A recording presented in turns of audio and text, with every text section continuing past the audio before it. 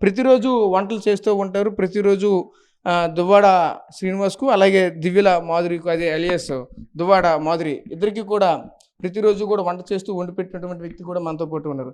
చెప్పండమ్మా, ఇందులో ఎవరెవరు ఇందులో తింటారు? ఎలా అనిపిస్తుంటది ఏంటి ఇదంతా చూస్తూ ఉంటే? అదేనండి. మా సార్‌కి మా మేడం గారు ఈ కంచు దాంట్లోనే వంట చేసి, కంచు దాంట్లోనే పెడతారండి. హ్మ్. ఎందులో తింటారు? ఇందులో ఏముంటది? ఇందులో ఏముంటది? వంట చేస్తారు. ఇందులో అన్నీ అదే పోపులు తాలూకువన్నీ ఇందులో యేసుకుంటాము. ఇంకా ఇందులో రసం అలాంటివి తీసుకుంటాము. దీంట్లో తింటారు. ఇంకేమైనా స్వీటు అలాంటివి ఏమైనా ఉంటే ఇందులో యేసి పెడతాము. ఇంకా నెయ్యి ఇందులో పెడతాము. ఓకే.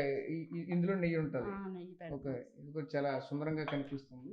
ఇంకా భోజనం దీంట్లో కజ్జం చేస్తారు. ఓకే. ఇదా? ఓకే. ఓకే.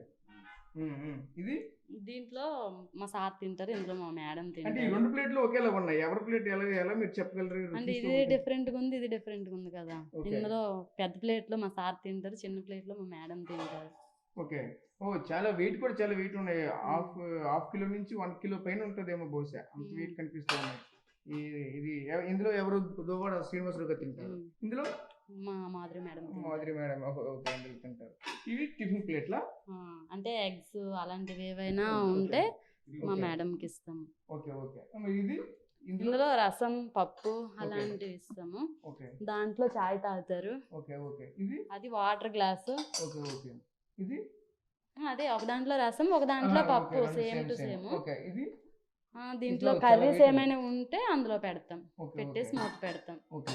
మరి ఇది చాయ్ చేసుకునేది. ఓకే. ఓకే. చాలా వెయిట్ ఉన్నాయి. మరి మీరు ప్రతిరోజు వీటిని తోముతూ కడుగుతూ ఉంటారు. రోజు మీకు కష్టం అనిపించట్లేదా? ఏమనిపించదు. రోజు అలవాటు అయిపోయింది. ఓకే. మరి ఇందులో ప్రతిరోజు వంట చేస్తూ ఉంటారు, తింటూ ఉంటారు. అక్కడ దివ్యల మాధురి అలియాస్ దువ్వాడ మాధురికి అలాగే మరోవైపు శ్రీనివాస్ గారికి ఇష్టమైనటువంటి వంటకాలు ఏంటి? మా సార్కి నాటుకోడి అంటే చాలా ఇష్టం. ఇంకా పప్పుచారు అన్నా కూడా ఇష్టం. మరి మీ మేడం గారికి? మా మేడం గారికి కూడా. మా మేడం గారికి స్వీట్ అంటే ఎక్కువ ఇష్టం. ఏ స్వీట్ ఎక్కువగా ఇష్టపడతారు? అన్ని స్వీట్లు కూడా తింటారు. ఓకే. సో చూసాం కదా, ఇక్కడ కిచెన్ అయితే మాత్రం చాలా హైజీనిక్గా కనిపిస్తూ ఉన్నాయి. కిచెన్లో చూస్తూ ఉంటే ఎన్నో రకాల పరికరాలు అయితే కనిపిస్తూ ఉన్నాయి. ఒక్కొక్క వస్తువును ఒక్కొక్క విధంగా ఉపయోగిస్తున్న నేపథ్యం అయితే కనిపిస్తుంది.